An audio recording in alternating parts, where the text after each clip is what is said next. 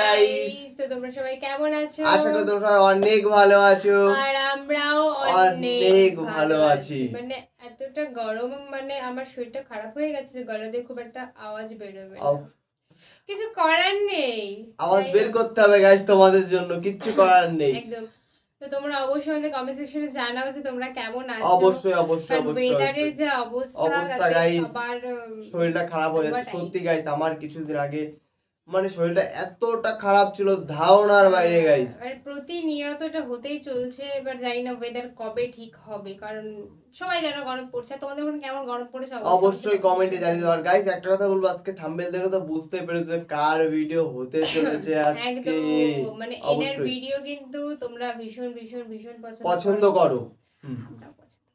অবশ্যই একদম, মানে তার জন্য চলে এসেছি। তো যারা যারা এখনো পর্যন্ত চ্যানেলটাকে সাবস্ক্রাইব করোনি, প্লিজ গাইস সাবস্ক্রাইব করে দাও। আর যারা সাবস্ক্রাইব করেছো গাইস তাদেরকে অসংখ্য ধন্যবাদ। একদম, তোমরা সাপোর্টে ছিলে বলেই আজকে আমরা এখানে বসতে পেরেছি, অবশ্যই অবশ্যই আর ভবিষ্যতেও পারবো গাইস। তো তোমরা এরকম ভাবে গাইস আমাদের পাশে থাকো, এরকম ভাবে সাপোর্ট করো আর কমেন্ট করো তোমাদের কি ধরনের ভিডিও চাই গাইস। তোমরা ভালো করে জানো এটা টোটালি আমরা কমেন্টের উপরে ভিডিও করি, তো অবশ্যই তোমরা বেশি বেশি করে কমেন্ট করো কোন হুজুরের ভিডিও চাও, কোন হুজুরের ওয়াজ চাও। আমার একটা কথা সেটা হলো, আর আমাদের মেইনলি আমাদের ভিডিও তোমাদের ঠিক কেমন লাগে, মানে আমাদের কথাবার্তা গুলো তোমাদের কেমন লাগে, আমাদের দুজনকে তোমাদের কেমন লাগে সেটা অবশ্যই গাইস কমেন্টে জানিও।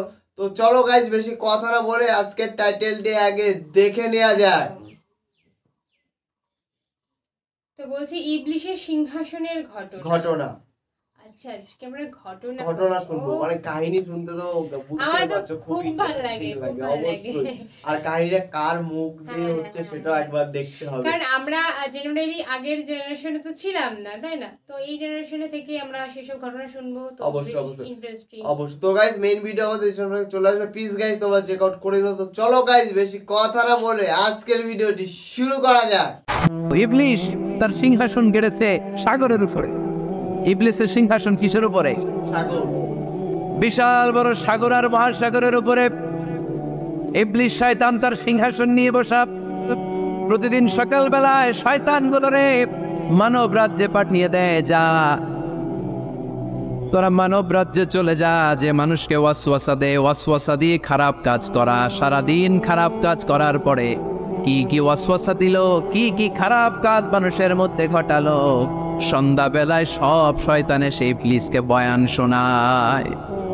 সন্ধ্যাবেলায় শয়তানগুলো এসে বলে, আমি এক লোককে দিয়ে মিথ্যা কথা বলিয়েছি। আরেক শয়তান বলে, আমি নামাজ কাজা করিয়েছি এক আল্লাহর বান্দাকে দিয়ে। আরেকজন বলে, আমি ওজনে কম দিয়েছি। আরেকজন বলে, আমি সুদের ব্যবসার মধ্যে টাকা লাগানোর ব্যবস্থা করে দিয়েছি। এক একজন এক একটা ওয়াসওয়াসা দিয়ে আল্লাহর মুমিন বান্দাদেরকে ধোঁকা দিয়েছে। এগুলোর ফিরিস্তি এসে সব শয়তানেরা ইবলিসকে শোনায়, কিন্তু কোনো কথাতে ইবলিসের মন ভরে না। কোনো শয়তান এসে বলে, আমি তো এমন মদের আড্ডাখানায় নিয়ে গেছি আল্লাহর বান্দাদেরকে, এগুলো নামাজই পড়ে নাই, খালি মদ খেয়েছে। আবার কিছু শয়তান এসে বলে, আমি ক্যাসিনোতে নিয়ে গেছি, ওখানে খালি জুয়া খেলছে।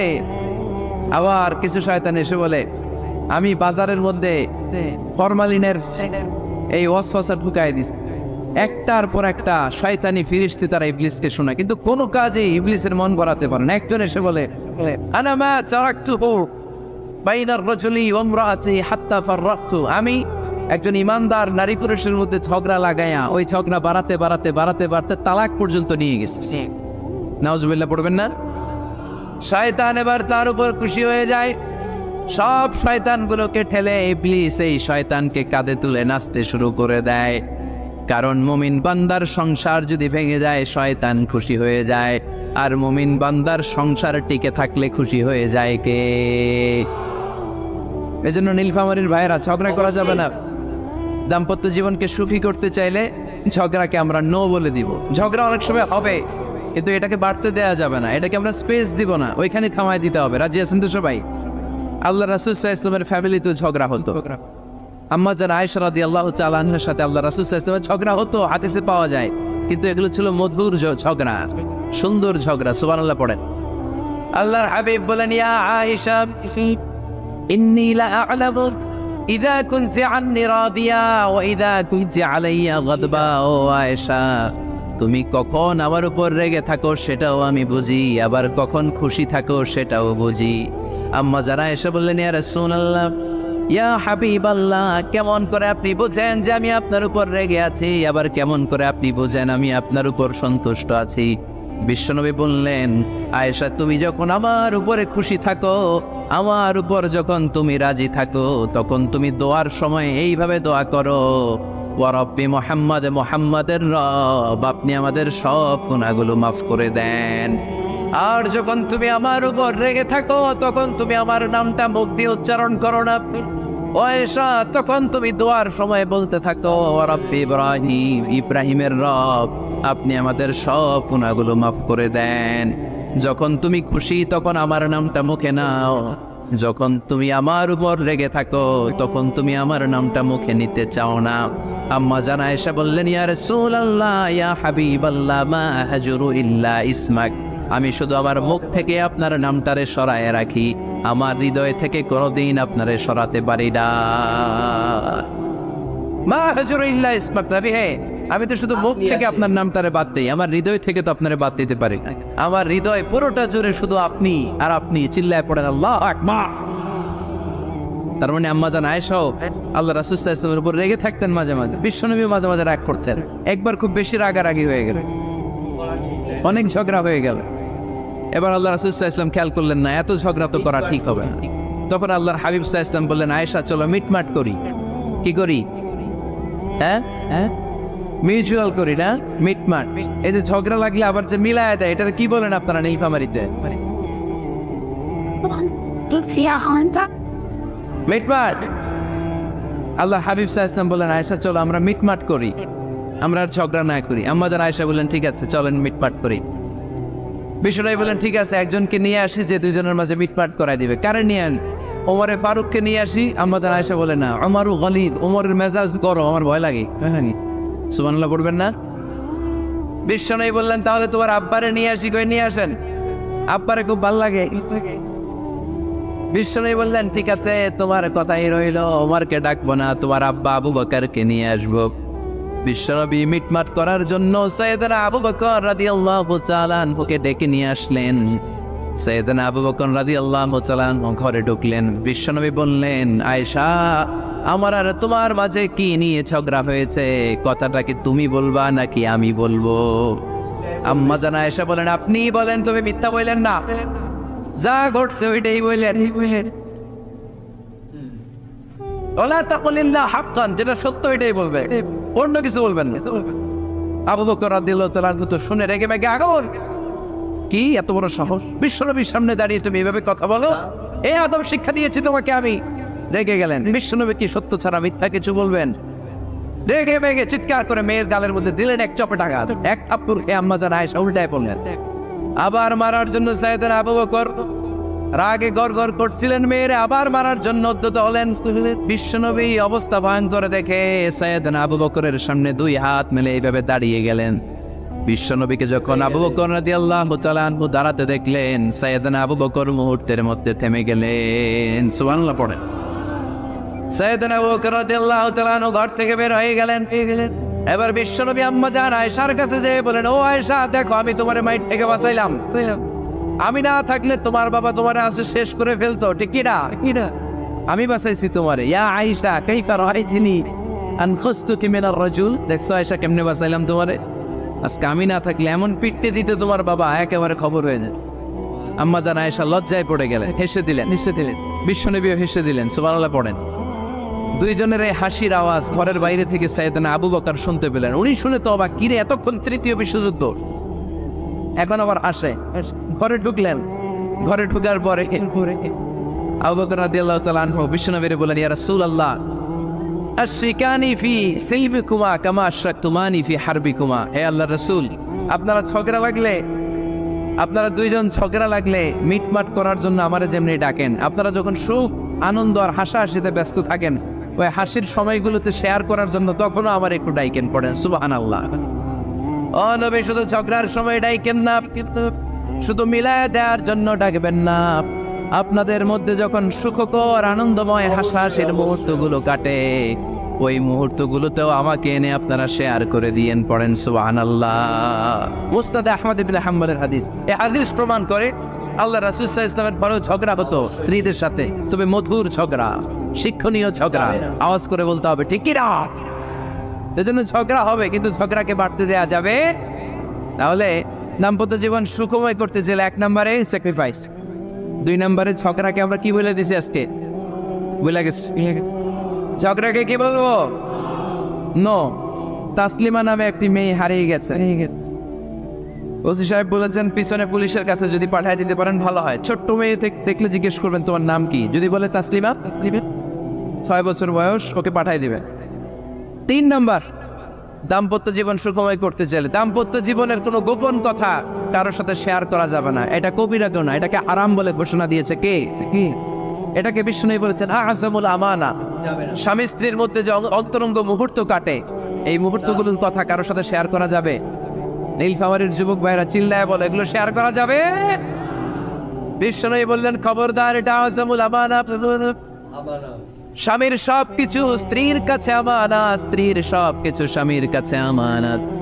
আবার বিশ্বনবী বলেছেন যারা স্বামী স্ত্রীর গোপন দাম্পত্য জীবনের কথা অন্যের কাছে শেয়ার করে দেয় তারা হলো আশারুন নাস, পৃথিবীর মধ্যে সবচাইতে নিকৃষ্ট মানুষ। এরা নিকৃষ্ট, এদের চাইতে নিকৃষ্ট আর কেউ হতে পারে না। উলাইকা কাল আনআম বাল হুম আদাল। এরা পশুর চাইতেও নিকৃষ্ট, যারা স্বামী স্ত্রীর প্রাইভেট কথা, পার্সোনাল কথা মানুষের কাছে বলে বেড়ায়। আর সিবাউ হারাম, এই গোপনীয় সব কথাগুলোকে অন্যের কাছে প্রকাশ করা হারাম করেছে কে? চিল্লায় বলতে হবে কে?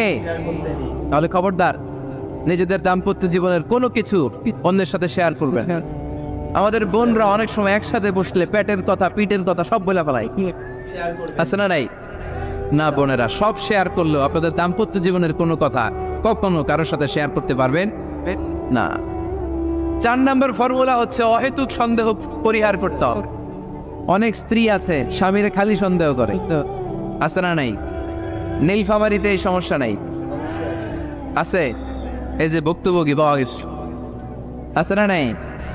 আছে। খালি সন্দেহ করে, এই তুমি ওদিকে তাকালে কেন, ওই বেডের দিকে তাকাইলে কেন, এই তোমার মোবাইল দাও, কারে ফোন দিলা দেখি, এই ফেসবুকের পাসওয়ার্ড দাও দেখি কি করছে, দেখি মেসেঞ্জারে কার সাথে চ্যাটিং করছে, আছে না নাই?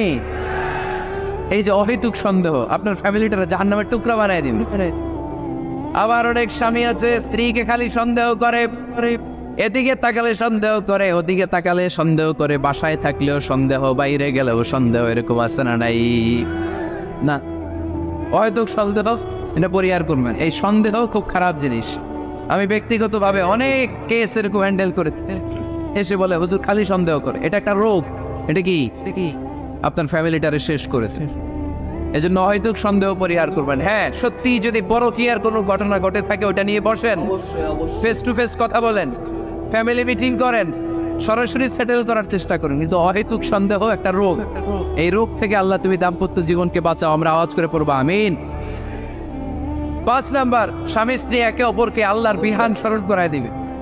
স্বামী যদি ফজরের সময় ঘুমায় থাকে, স্ত্রী ডেকে দেওয়ার দরকার আছে না নাই? আবার স্ত্রী যদি ঘুমায় থাকে, স্বামীর ডেকে দেওয়ার দরকার আছে না নাই? কোন স্বামী যাবে জান্নাতে, তার স্ত্রী যাবে জাহান্নামে। আবার স্ত্রী হবে জান্নাতি, স্বামী যাবে জাহান্নামে। এরকম আমরা চাই নাকি? আমরা যখন জান্নাতে যাব, আমার স্ত্রীর হাত ধরে একসাথে জান্নাতে ঢুকতে চাই, ঠিক কিনা? ঠিক কিনা? আবার আমার স্ত্রী যখন জান্নাতে যাবে, সে একা ঢুকতে পছন্দ করবে। এজন্য আমরা দুনিয়াতে যেমনি এক ছাদের নিচে, এক জায়গায়, এক বাড়িতে, জান্নাতেও আমরা এক বাড়িতে থাকতে চাই। আওয়াজ করে বলতে হবে ঠিক কিনা? এজন্য গবেষকরা বলেছে স্বামী স্ত্রীর ভালোবাসাটাকে তারা বলে লাভ পিরামিড। কি পিরামিড? লাভ পিরামিড। এই ত্রিভুজ আকৃতি। কিরে ভাই? আচ্ছা, লাভ পিরামিড, ত্রিভুজ আকৃতি, ট্রায়াঙ্গেল। আপনারা ত্রিভুজ চিনেন? চিনেন? কথা কয় না। ত্রিভুজের কয় কোণা? কয় কোণা? 3 কোণা। এই যে এরকম, তাই না? তাই না? এই জন্য স্বামী স্ত্রীর ভালোবাসাটাকে বলে লাভ পিরামিড। উপরে এরকম সমুদ্রের মতো না, উপরে থাকে আল্লাহ, আর ডানে স্বামী, বায়ে স্ত্রী। এই 2 কোণায় স্বামী স্ত্রী। আর উপরের কোণায় আল্লাহ। স্বামী স্ত্রী যদি আল্লাহর আনুগত্যের দিকে যেতে চায়, যতই তারা the couple come to Allah, they come closer to each other. তারা যদি আল্লাহর কাছাকাছি যায়, তারা নিজেরাও কাছাকাছি হয়। ঠিক কিনা? ঠিক কিনা? তারা আল্লাহর কাছে যেতে যেতে যেতে যেতে আল্লাহর ইবাদতে যদি একেবারে আল্লাহর কাছে চলে যায়, তারা নিজেরাও কাছাকাছি চলে যায়। ঠিক কিনা? ঠিক কিনা? আর তারা আল্লাহর আনুগত্য থেকে যত দূরে সরে তারা নিজেরাও নিজেদের থেকে তত দূরে সরে পড়ে। চিল্লায় বলেন ঠিক কিনা? লাভ পিরামিড এটা। এই জন্য the closer the couple comes to Allah, the closer the couple comes to each other. কাপল স্বামী স্ত্রী আল্লাহর ভালোবাসা নিজের মধ্যে যত গাঢ় করবে, আল্লাহর আনুগত্য যত বেশি করবে, আল্লাহর ইবাদত যত করবে, নিজেরাও তত কাছাকাছি আসবে। আর আল্লাহর যত বলবে, নিজেদের মধ্যে বড় বড় ফারাক করে দিবে কে? তাহলে এই 5টা বিষয় স্বামী স্ত্রীর উভয়ের উপর বর্তায়। এগুলো মেনে চললে দাম্পত্য জীবনকে সুখময় করে দিবে কে? আল্লাহ। এবার আমরা শুনবো আমাদের বোনদেরকে, যে ডান দিকে আমি শুনলাম আমাদের বোনদের বিশাল প্যান্ডেল আছে না নাই? আজকে বোনদের দিয়ে শুরু করি। স্ত্রীদেরকে আল্লাহ কি দায়িত্ব দিয়েছে একটা ফ্যামিলিকে সুন্দর করতে, একটা দাম্পত্য জীবনকে সুন্দর করতে? স্ত্রীর 1 নম্বর দায়িত্ব হচ্ছে she should make a comfort to her husband. স্ত্রীর উচিত স্বামীর জন্য ঘরটাকে প্রশান্তির নীড় বানিয়ে রাখা। কি বানিয়ে রাখা? প্রশান্তির নীড়। স্ত্রী হওয়া উচিত এমন যাকে দেখলে স্বামীর চোখ জুড়ায়, স্বামীর প্রাণ জুড়িয়ে যায়, স্বামীর হৃদয়টা ঠান্ডা হয়ে যায়। ঠিক কিনা? আর স্ত্রীর দিকে তাকালে যদি মেজাজ গরম হয়ে যায়, মেজাজ খিটখিটে হয়ে যায়, ঝামেলা আছে না নাই? ঝামেলা আছে। এজন্য মেহরবানি করে আমাদের বোনরা যারা, এমন কোনো কাজ করবেন না যেটা স্বামীর মেজাজকে খিটখিটে করে দেয়। কারণ আল্লাহ তাআলা আপনাদেরকে তৈরি করেছে লিতাসকুনু ইলাইহা, স্বামী আপনার কাছে গেলেই যেন তার হৃদয়টা প্রশান্ত হয়ে যায়। ঠিক কিনা? অনেক স্ত্রী আছে না জেনে না বুঝে স্বামীর সাথে এমন খিটখিটে মেজাজ দেখায় যেটা স্বামীর জন্য মেনে নেওয়া কষ্টকর। আমি একটা জরিপে পড়েছি, পৃথিবীর অনেক স্বামী স্ত্রীর কারণে হার্ট অ্যাটাক করে মারা যায়। আছে না নাই? এই তো ভুক্তভোগী পাওয়া গেছে। স্বামীর জন্য একটা ত্রাস হয়ে দাঁড়ায় স্ত্রী, ত্রাস। অনেক স্বামী আছে স্ত্রীর এরকম আচরণের কারণে, অতিরিক্ত প্রেসার ক্রিয়েট করার কারণে স্ত্রীদেরকে ভয় পায়। অবশ্য নীলফামারীর কোন স্বামী তার স্ত্রীরে ভয় পায় না। ভয় পায়? স্ত্রীরে ভয় পান কে কে দেখি?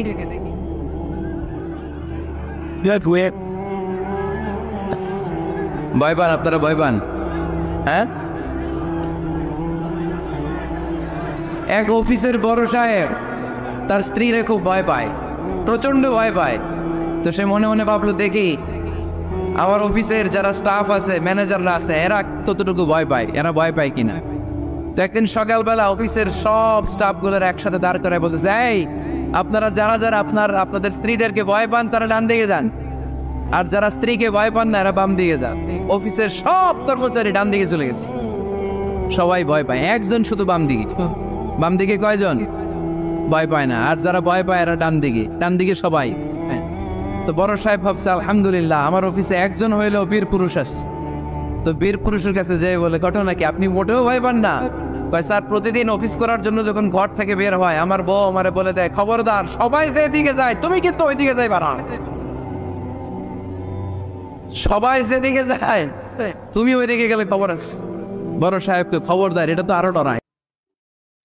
তো বন্ধুরা, আমাদের ভিডিওটি তোমাদের কেমন লাগলো অবশ্যই তোমরা কমেন্টে জানিয়ে দিও, কারণ আজকের ভিডিওটি খুবই অমাইক লেভেলের একটা ভিডিও ছিল। মানে এটা কথাবার্তা, মানে আমাদের মধুর কথা, এক কথায় যাকে বলে মধুর কথা, এক কথায় মানে সমস্ত রকম কথা মিলিয়ে মিশিয়ে অ্যাডজাস্টমেন্ট করে কিন্তু ভিডিওটা উনি করে দারুন দারুন, এক কথায় দারুন। অবশ্যই আজারি হুজুরের কথাবার্তা শুনতে অমাইক লেভেলের লাগে। আর গাইস তোমাদের কেমন লাগলো এই ওয়াচটি তোমরা গাইস অবশ্যই কমেন্টে জানিও। তোমরা যারা বিবাহিত আছো, যারা বিবাহিত হয়ে আমাদের ভিডিওটা দেখছো, তো তারা অবশ্যই কমেন্টে জানিয়ে দিও যে তোমরা কি তোমাদের স্ত্রীকে কি ভয় পাও কি পাও না, সেটা অবশ্যই তোমরা জানিয়ে দিও গাইস।